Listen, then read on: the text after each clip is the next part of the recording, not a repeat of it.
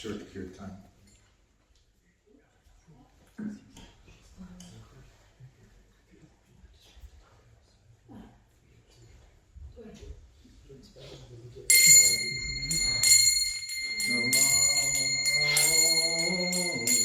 Vishnupadaya Krishna Prestaya Bhutale Srimati Bhakti Vedanta Swamini Namane Vishnupadaya Krishna Prestaya Bhutale Srimati Bhakti Vedanta Swamini Namane Namaste Saraswati Deve Gauravani Pracharine Nirvishesha Shanyavari Pasyachati Satarine Namaste Saraswati Deve Gauravani Pracharine Nirvishesha Shanyavari Pasyachati Satarine Jaya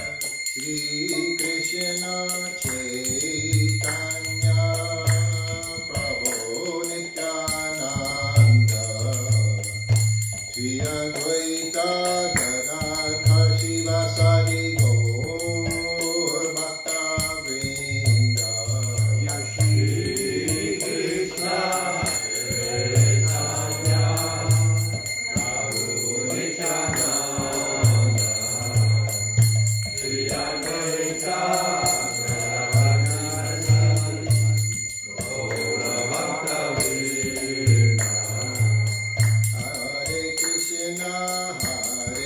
Krishna Krishna Krishna Hare Hare Hare Rama Rama Rama Hare Hare Hare Krishna Krishna Krishna Hare Hare Hare Rama Rama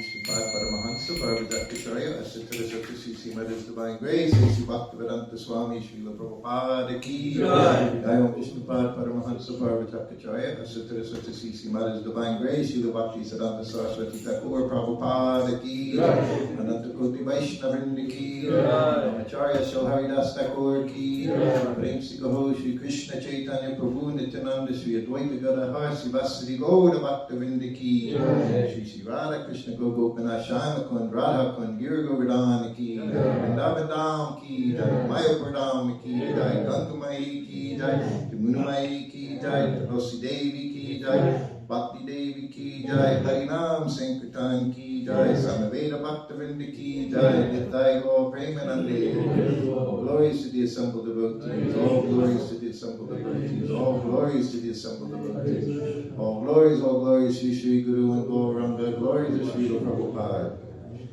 Namo Om Vishnupadaya Krishna Prasaya Putale Shrimati Bhaktivedanta Swamini Namani. Namaste Saraswati Devi Gauravani Pachani Nirvi Sesi Sandivari Pasakachari Satani Nishikopa Tirivashta Tirivasindhuvi Evacha Atitanam Bhavani Vyo Vaishnavi Vyo Namo Namaha. Hare Krishna. So, of course, I've been going in my head what to speak about. But I realize as much as I'm speaking twice a day, there's so many things to say, very little time. And of course, this was nice. We're on our way to Vrindavan. I told you after leaving New Vrindavan with Srila Prabhupada, he was very aware. It was just after Janmashtami. But he knew he was going to Vrindavan for Kartik. He mentioned it on the plane early on, a month before Kartik. He was already saying, we're going to Vrindavan for Kartik. I didn't know what that meant, Kartik. Which year was that? 1972? 72, yes. We didn't observe any of these Kartik. Someone asked me now about what foods you eat, so many different things about Chaturmas and Kartik. And he said, you'll read from the Nectar of Devotion, Bhakti Rasamrita Sindhu, he said, and I'll stop you and give commentaries. Of course, when we got there, it was Pradyumna, who was much more qualified and had been with Prabhupada a long time, was a Sanskrit editor, so you'll hear his voice during all of those lectures during Kartik, Pradyumna's voice. I did the recording, so I did a little something while I was there. But Prabhupada was eager to go, and it'll be my own speculation, but he wanted to show everyone in Vrindavan, especially all the Goswamis. I mentioned that earlier, how Prabhupada said, they'll talk. Yeah, he said, you sit here while my sister's in the room. Even she's my sister. Imagine Prabhupada, huh? His sister was over 70. Prabhupada at that time was 70, 76, 78. He was 1975. But he said, you sit here because they'll talk. He was talking about these Goswamis in Vrindavan. Everyone was challenging.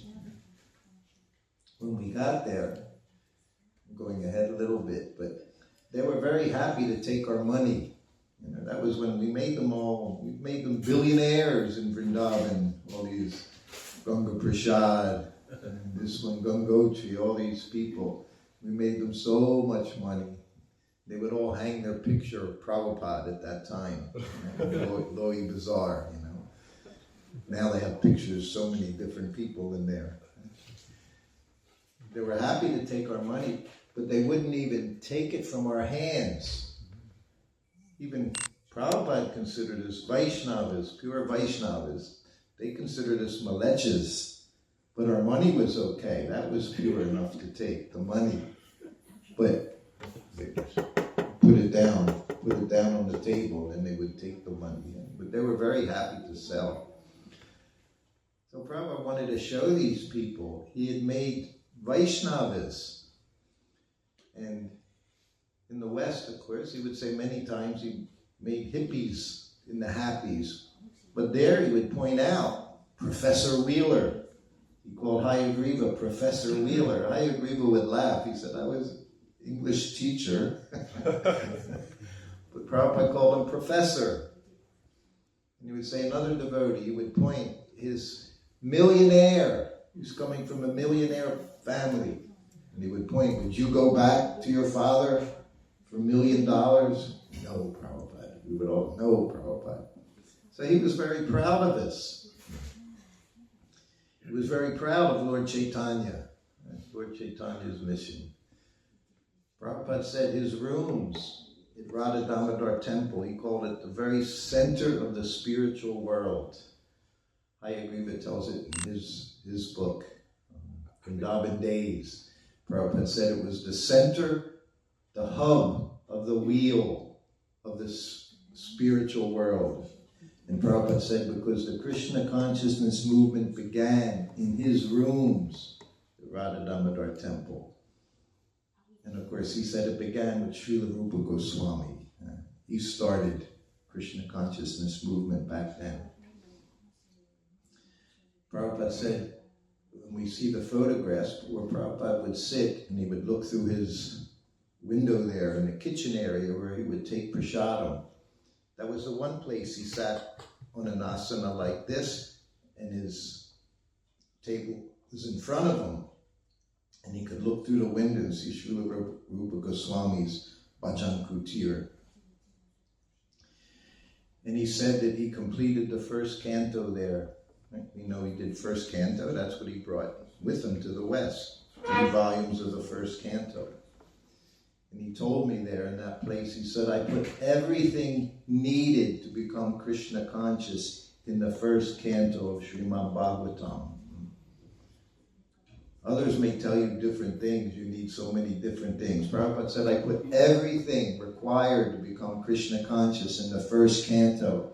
He said, because I didn't know if I would be producing anything more once he left for America. That's how wonderful first canto is. So as we're traveling, I told you we went to San Francisco, and then he stopped in Hawaii. And then from there he went to, I think it was Bangkok, Thailand, a few places. Burjan Prabhu, he was there in one of those places. Prabhupada stayed there. He had to stay in a hotel. Prabhupada didn't like hotels. He stayed in so many incomplete rooms. In Mayapur, he stayed in his quarters. It wasn't finished. There was no finished bathrooms, no running water. He stayed there. In Vrindavan, he stayed in his quarters, his home in Vrindavan. It wasn't finished. They're always thinking at these places, well, Prabhupada will put you here. He said, I'm staying in my room. Never wanted to stay anywhere else but his rooms at the temples. So there in, let's say it's Thailand. Anyway, it's somewhere in Asia. Burjan Prabhu, Prabhupada sent him there. Hong Kong. Hong Kong. Burjan was Hong Kong. And it was massage time. Massage time means it's like 11:30 in the morning. So I'm behind Srila Prabhupada, I'm massaging his back. And Burjan's sitting in front. And Prabhupada's very aware he's going to Vrindavan. And he knows many, they didn't appreciate Prabhupada going. It was considered if you went to the West, you went into Maya. If you left Barsha, you were in Maya automatically, just leaving India. And I'm massaging Prabhupada, and Prabhupada's looking at Burjan, he's talking with him, and he said, my godbrothers criticize me because I've allowed women in the temple. You know, in India, only brahmacharis, sannyasis in the temple, no women living in the temple in India. He said, but I studied your culture. We know it's just a few months away, September. September will be the 60th anniversary of Prabhupada's arriving on U.S. soil, Boston Harbor, September 14th. I think September 14th, 1965. So it'll be 60 years. He said, I studied your culture. You know, he was there for a year before he established ISKCON, before he incorporated ISKCON. 1 year had gone by. Prabhupada was living there, first with the family in Butler, PA for a short period.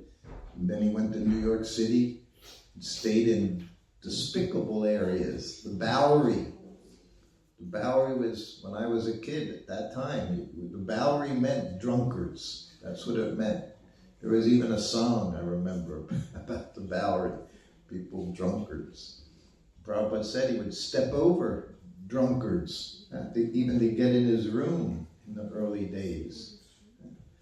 We complain we don't have a nice room somewhere, no air conditioning, fan, proper bathroom. He was stepping over drunkards when he went to America. So he said, I studied your culture and I could see men and women mix very freely. He said, so I made that adjustment. He said, allow women into the temple. He said, and by making that adjustment, we've been successful. And then he said, but they criticize me. He said, but if you go to Mayapur, all the Matsas, godbrothers, he said, who's going to the temple, Gaur Purnima? All women. He said, all women going. And I'm massaging him. Imagine I was with him at this time for not even a month. And I asked him my first question. And it was a very good question, I thought. And I said, Prabhupada, what's the difference between changing a principle and making an adjustment? And then it got quiet. And I'm just rubbing his back. I'm always connected with service.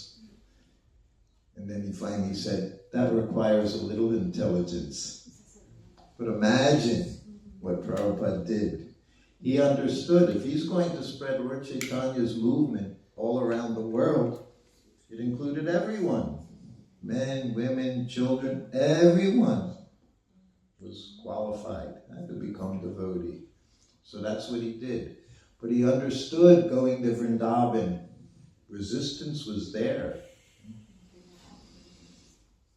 So then finally he got to Vrindavan. It would be the first time he was in Vrindavan for the entire month of Kartik since he left back in 1965. He had been back and forth to Vrindavan a few times. He was never there for Kartik. Radha Damodar temple. So we arranged a big festival. Kartik festival, our first Kartik festival in Vrindavan. Maybe 40 devotees. That was a big festival. And every day he would speak from Nectar of Devotion, Bhakti Rasamrita Sindhu, in the courtyard there by Srila Rupa Goswami Samadhi and Bhajan Kutir. Every afternoon Prabhupada spoke there. We were just a few weeks ago, we were in New York. Radhanath Maharaj was telling us, he was listening to one of those lectures. He said he listened to it 5 times in a row. He said, such amazing lectures Prabhupada gave there. And where did he start his Nectar of Devotion lectures? Right at the very beginning. He didn't go towards the end. Right at the preface, the introduction was being read. The preface was being read. Prabhupada was giving his classes. Such a beautiful place.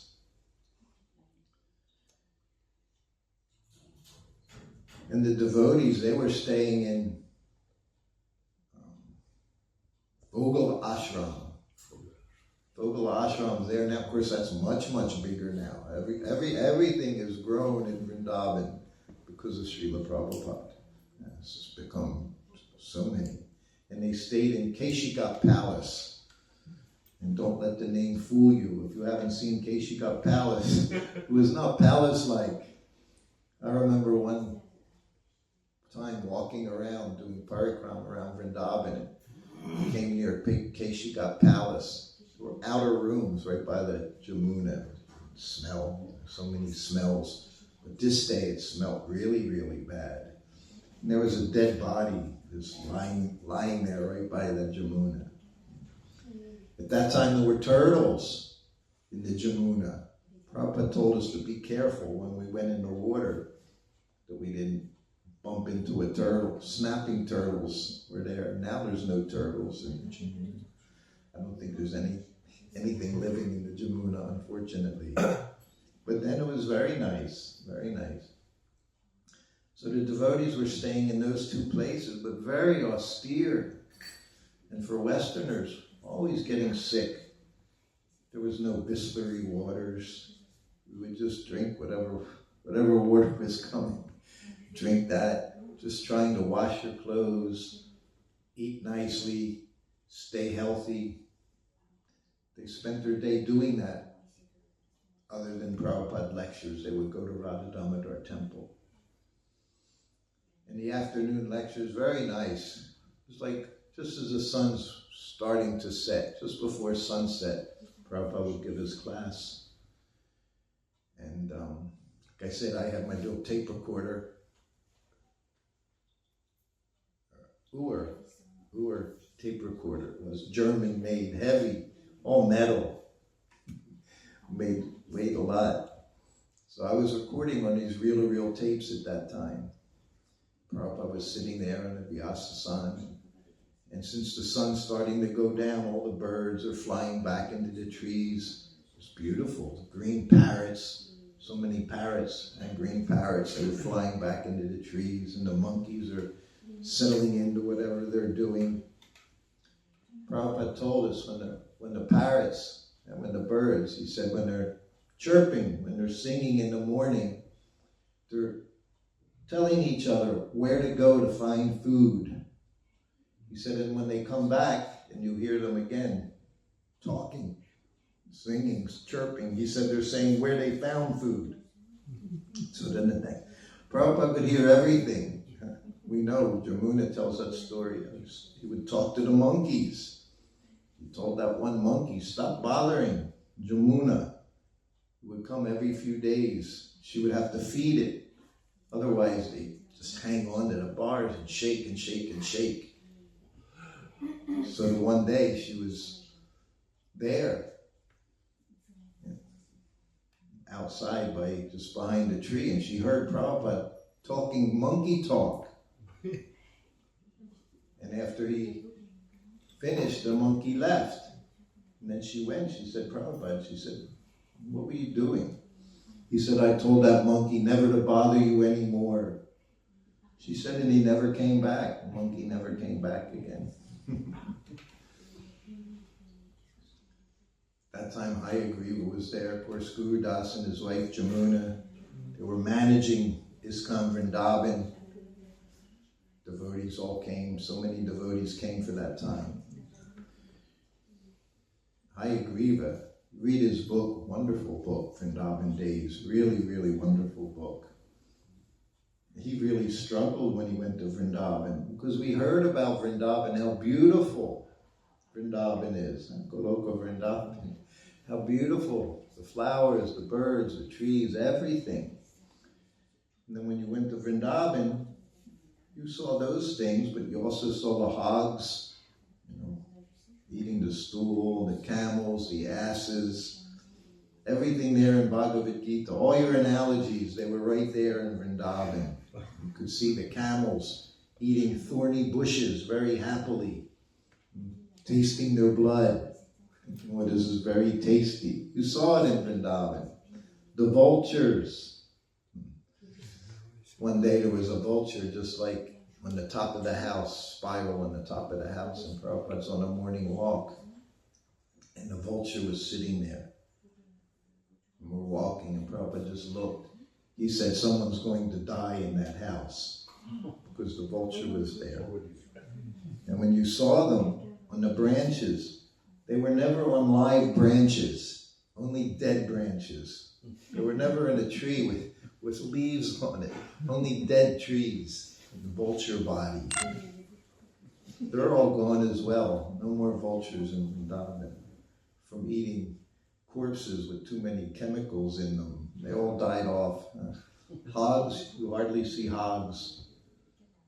Peacocks, not near the temple. Too much noise around the temple. New Vrindavan, we saw a lot of peacocks. Anyway, every afternoon, my service, of course, is record the lectures. And I would fan Prabhupada. We had a chamara fan there. So while Prabhupada was speaking, I was fanning him. And he's speaking. But my fanning was like an artik ceremony. I'm just fanning and twirling the fan. And Prabhupada's speaking, giving class, nectar devotion class. And there's flies buzzing around him. And I'm just like this. And there was a fly, I saw it right on his forehead. There was a fly on his forehead. And I'm just fanning, like I'm doing an artik ceremony. And finally, right in the midst of his sentence, get someone up here with some intelligence.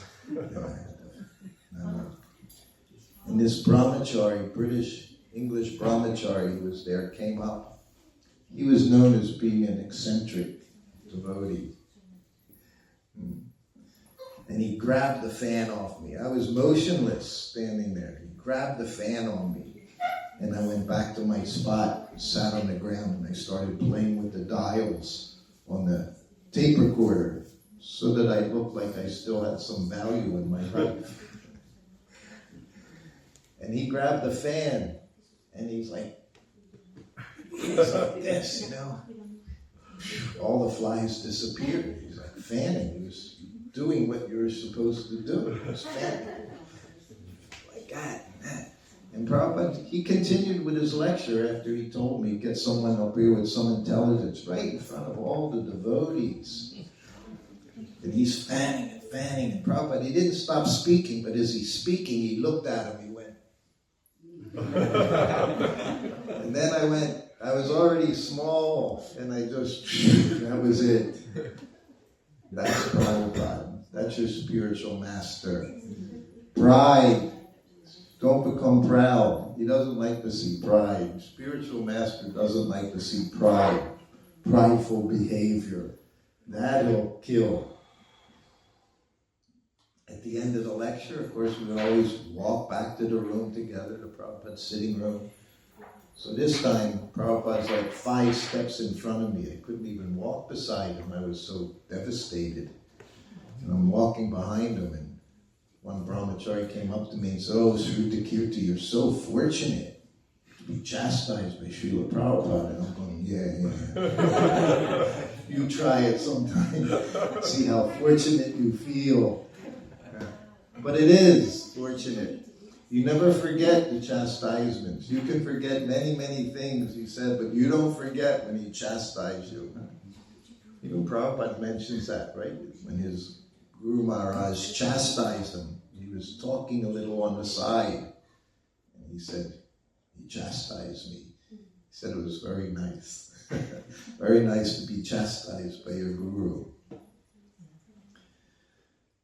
So then one day, it's a morning time. I would sit in the veranda between the 2 rooms, this sitting room, bedroom, and the kitchen. Jamuna would be in the kitchen all morning cooking. And I would just sit on the veranda and chant. And Prabhupada rang the bell. I went in. He said, who's this devotee? There was one devotee, brahmachari. He's walking around the courtyard, Radha Damodar temple. No one else is there. Everyone's trying to get their laundry done, trying to have a little prasadam, trying to be clean and healthy. But here was this brahmachari walking around chanting his rounds. I said, who is he? I said, I don't know. He said, call him. So I called him. We went into Prabhupada's room. And Prabhupada looked at him. He didn't recognize him. He said, where are you coming from? He said, oh, my godbrother and I, we've been in South India. Independent. That means he was basically independent. We've been in South India traveling and preaching. And Prabhupada looked, he said, and what are your plans? He said, well, after this festival, we're thinking we're going to go to Vietnam to preach. Prabhupada's eyes got big. Vietnam? He said, Acha, Vietnam? Vietnam is like saying now, it's like saying you're going to go to Iran and preach.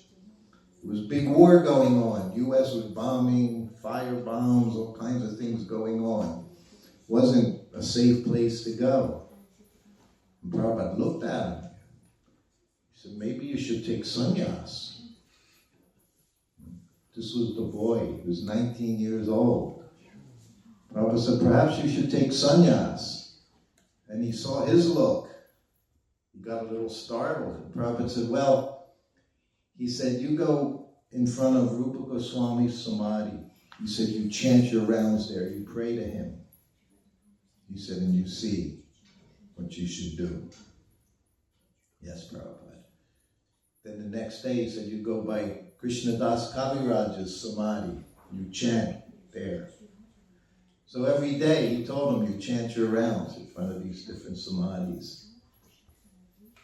And then finally he came back in the Prabhupada's room and he said, of course, wanted to take sannyas. Every brahmachari wanted sannyas. Even back then, sannyas meant you got the Mahaprasadam. You got a lot of respect. He said, okay. He said, so now this was, he said, Rasayatra, Lord Balaram's Rasayatra, the full moon. He said, we'll have ceremony, initiation ceremony, right there in Vrindavan. Prabhupada was going to initiate first initiation, second initiation, and he made sannyasis at that time. So he said, you tell Shyamasundar, secretary, you tell Shyamasundar that you're going to take sannyas. Yes, Prabhupada. So of course he goes up to Shyamasundar, he said, we're going to take sannyas. Me and my godbrother, he said, Prabhupada said, we're taking sannyas. Shyamasundar looked at him. He said, Shyamasundar now is already 30 years old. Been in the movement since 1967. 5 years. This devotee, he's been 1 year, devotee for 1 year. Because of his preaching. Because he said he wanted to go to this place. Prabhupada was prepared to give him sannyas. He said, you're not getting sannyas. Prabhupada didn't say anything to me. He said, ask Prabhupada, he told me you're supposed to take me, Lori Bazaar, buy my cloth, buy my bamboo rods for my danda, tridandi. And the talk went all around very quickly that these two boys were getting sannyas. And some of the other candidates at that time who were going to get sannyas, they were disturbed. Can't even chant slokas, they said. Who is he to get sannyas? You know, they were upset. They just squeezed in from nowhere. And he got sannyas. That day, Prabhupada gave sannyas. Initiation ceremony that evening. And Prabhupada said, Srila Rupa Goswami attended. He said, Narada Muni attended. He said that way back in 1967 in San Francisco. Jamuna writes that in her book. Did you see them? See who, Prabhupada? Narada Muni came to the kirtan. Rupa Goswami came to the kirtan. They were regulars at the kirtan, apparently. We didn't see them. Prabhupada saw them. So they came to that ceremony. That was Paramahamsa and Parabhajakacharya. They didn't go to Vietnam. You couldn't get visas for Vietnam at that time. But they did go to Iran. Parabhajakacharya, he wound up being a yoga instructor for the daughter of the Shah of Iran while they were there at that time. So they both took sannyas. I told you a little bit about him last night, this morning, Paramahamsa. He became Prabhupada's secretary. Now he did know how to chant his mantras, and when he was lying on the floor, chanting mantras, doing his dandavats, and Prabhupada said, get up, right? Get up. How are we going to do anything? You lying there on the floor. So he was very wonderful. Paramahamsa was a very wonderful devotee. Him and I, we got along very well. He was younger than me. Like I say, youngest sannyas. So that was Prabhupada in Vrindavan. And he just hammered away, telling everyone that would listen how these people were devotees. They were pure Vaishnavas. And they came from respectable families. wealthy families, college graduates, teachers, like that. Prabhupada portrayed us in this way. In this way, we were called, what were we called in India? Dancing white elephants. Dancing white elephants. What does that even mean? If you have a dancing white elephant, you're going to go to look at it. So that's what Prabhupada had. Had us doing big Pandal programs, chanting and dancing.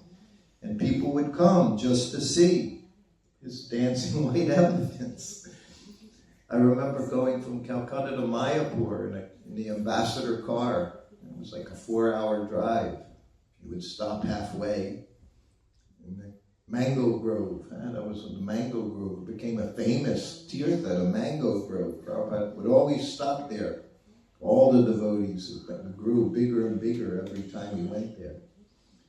But in the car, we'd stop for petrol. And in 10 minutes that you were there getting your petrol, more and more people would come just to look at us. These Vaishnava-looking people, tilak, dhoti, kurta, and white bodies. They couldn't believe it. There in Bengal, they couldn't believe. They still do it. You go to Mayapur. You're in Mayapur walking around. They just stare at you. These people, who are these people? 50 years later, the same staring goes on.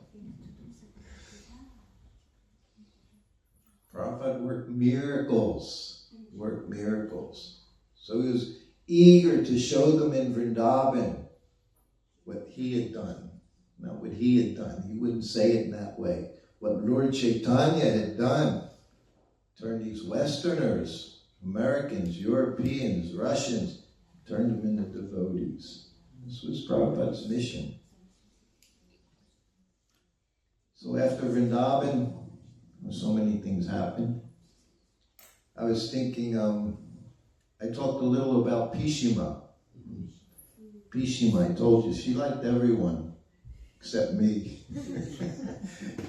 Kaladri told me while we were there last week, she said, Prabhupada doesn't like Sruta Kirti. He likes you. You should be his servant, she would tell him. So we're in Calcutta. Every day she would come. She would bring Misti Dahi. First time I ever had Misti Dahi, 1973 in Calcutta. Ooh, it was so good. Could eat big, it come in these big clay pots. And you could eat a whole clay pot by yourself. Everything inside. Misti Dahi, kind of golden in color. And she would bring sweets from K.C. Das. K.C. Das was like a legitimate sweet maker, made first-class sweets. And she would bring boxes that had sandesh in it, different things. Chocolate sandesh was in it. We'd sit at by Prabhupada's side. Anyone came, they would get sweet. And Prabhupada also ate those sweets. That was very, very nice. One day, as his servant, I saw that box of sweets. It was on the floor and ants all over the sweets. So I thought, oh, no good. Of course, I'm thinking, I'll just get rid of the ants and eat them. I just have to tell Prabhupada. So I went in there. My usual silly, sheepish person, I went in and Prabhupada, I said, ants all over these sweets. He looked at me. He literally could read your minds, no problem. And he looked at me and said, they don't eat much, it's okay. They don't eat much. And he told me, get a thali, get a katuri, turn it upside down, put some water in the thali. He said, no more ants. That was it. I didn't get to take that box of sweets from Prabhupada. We were in New Vrindavan last week, and one devotee told me, when Prabhupada went there, I told you, I was always in the kitchen, so I never saw anything outside what was going on. But they had a stage Prabhupada spoke from.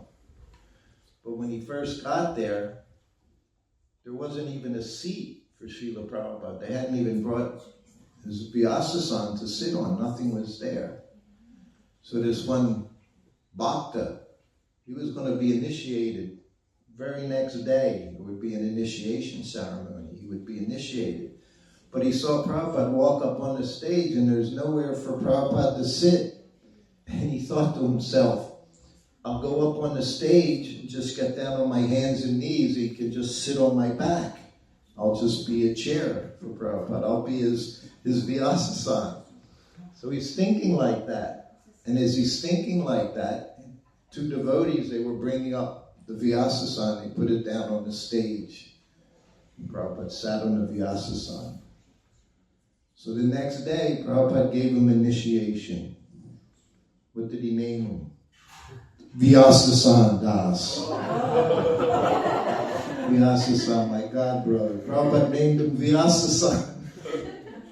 Prabhupada could read. He always knew what was going on. Imagine being with him 24 hours a day. He knows what's going on in your mind. And he allows you to be with him. That was in Kolkata?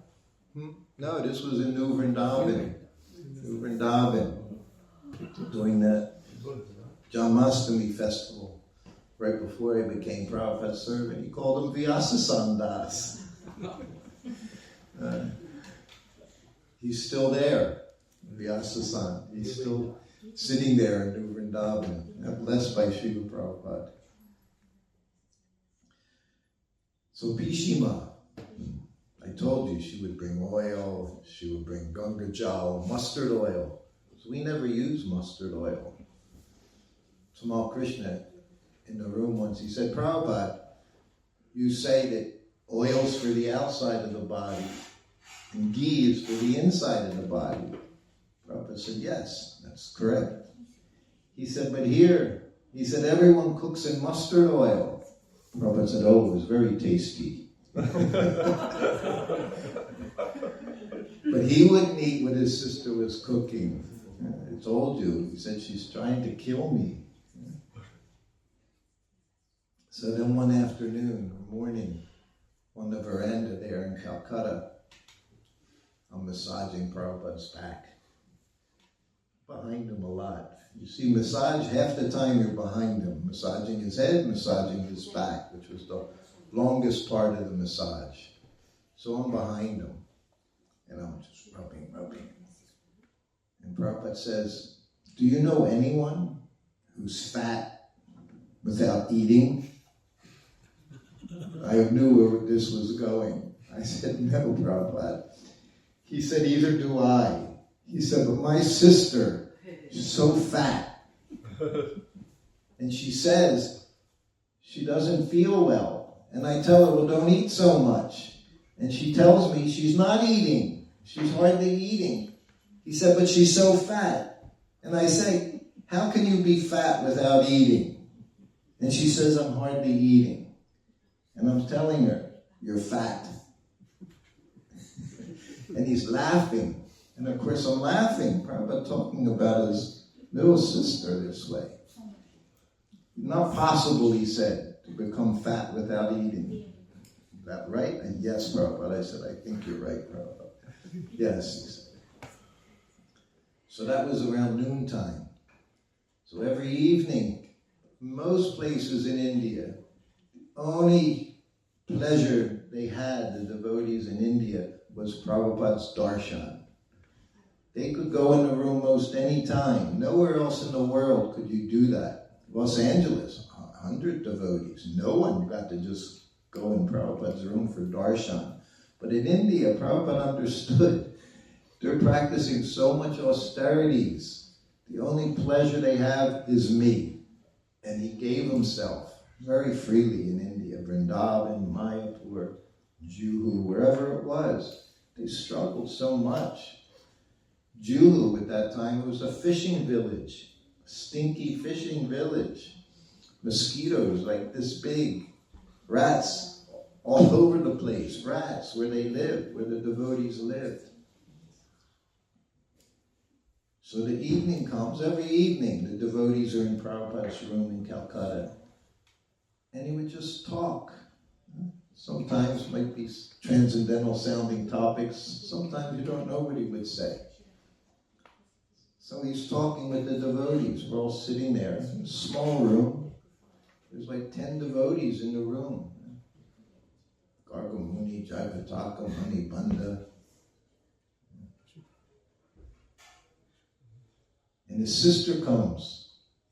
And she walks into the room, big flowing white sari.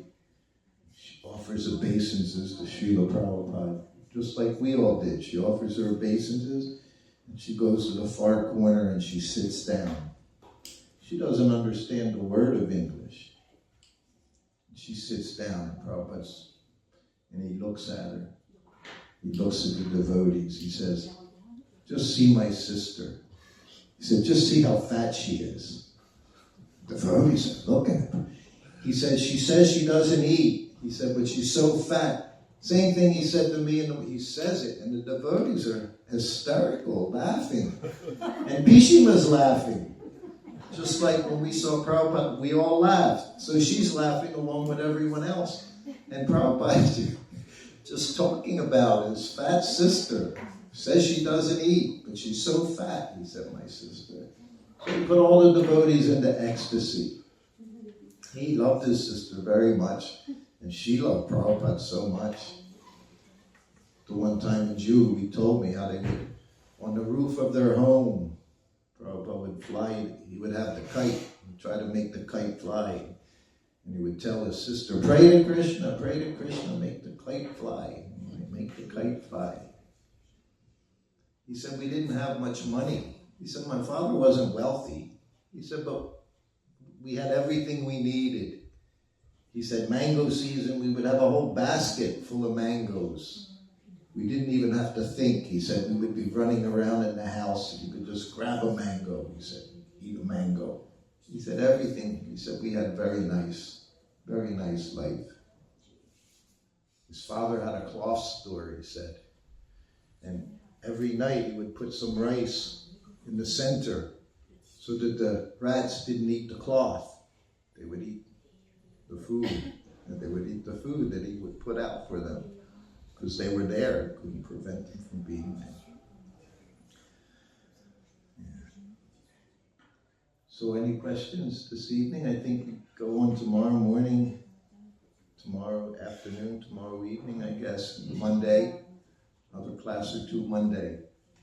So we'll continue there. But if anyone has any questions or comments, I don't feel Prabhupada loved his sister very much.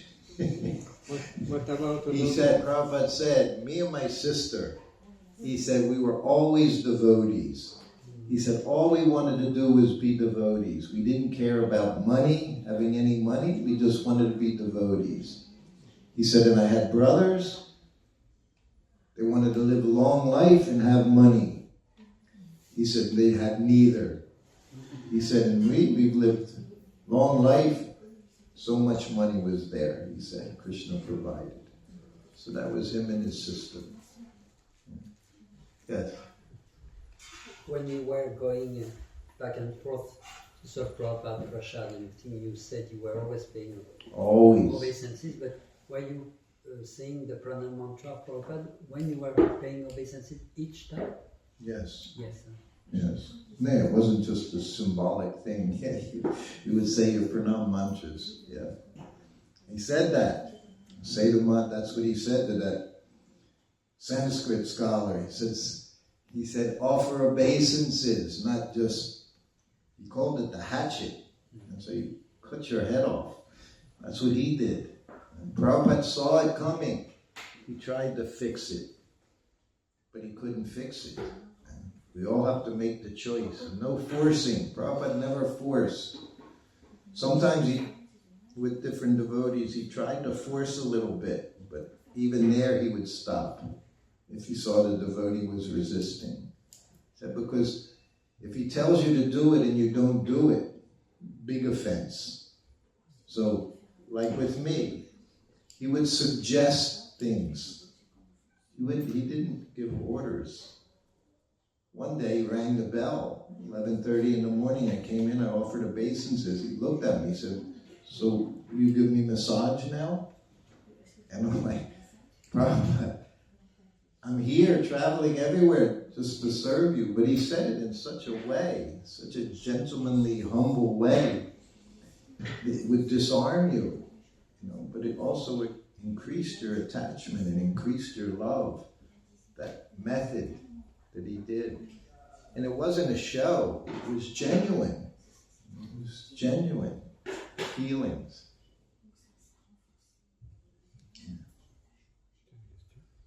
Yes. During your time with Prabhupada, it sounds like there was so much austerity. You say your health was often not good. And when Prabhupada chastised you, it affected you very much. Yes. How did you maintain your good spirit? How did you maintain being there? How did you not develop any bad feelings?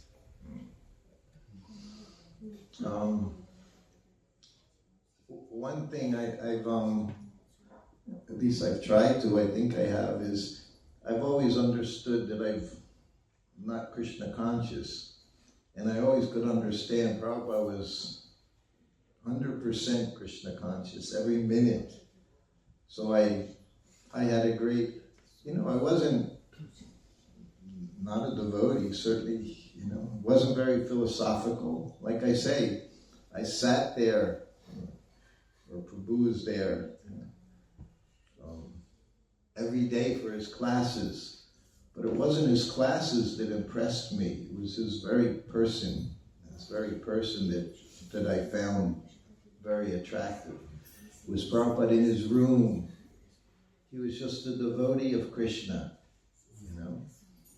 One time he even said, devotee said, he was leaving his room and he was walking out, he said, "Now I'm going to be the Acharya." That was his service. He didn't think it was nothing more than doing what he was supposed to do from his spiritual master. But he was just a person that loved Krishna, supremely loved Krishna. And the way he dealt with me, chastisement is there, wherever you are in life. You're married. You get chastised. We're always getting chastised. You grow up, you're getting chastised. You get married, you're getting chastised. We're always getting... So with me, I can count on one hand how many times he chastised me in 2 years. I've seen people get chastised more than that in one day. Not that I didn't deserve it, but if you have any intelligence, and I would say that sometimes to my godbrothers that have servants, when I saw them, always making mistakes, doing things wrong, which they do. And I say, got to take it easy on your servant. They're not going to stick around. You can't chastise them every day, constantly every day for their failings, So Prabhupada, he knew how to deal with me. He was with me all the time. I can't say I knew how to deal with him, but I did my service.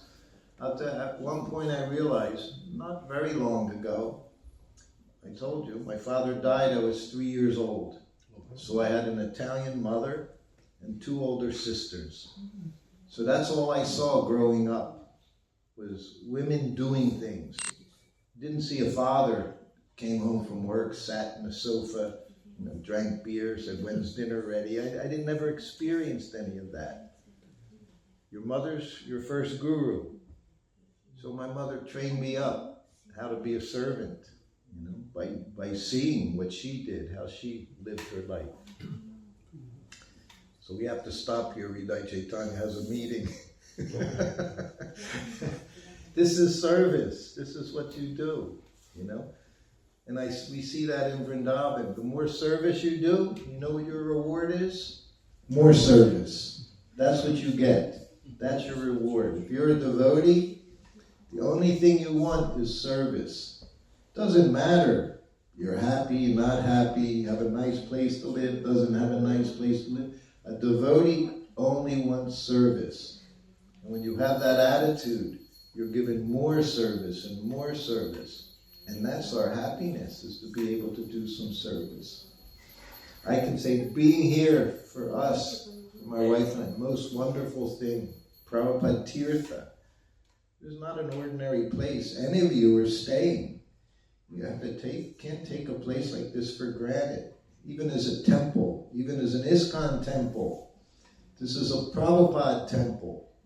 He blessed this place. He walked this property. When we went to Melbourne, right near the temple was a botanical garden.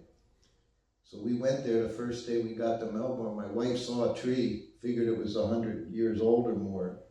And she knew Prabhupada saw that tree. She went up and hugged the tree for like 5 minutes because Prabhupada saw that tree. That tree saw Srila Prabhupada. So we're all very, very fortunate to be here. And I feel very fortunate to be able to come here, amongst all those places I've gone to. All right, we should stop here. Srila Prabhupada ki jai. Hare Krishna.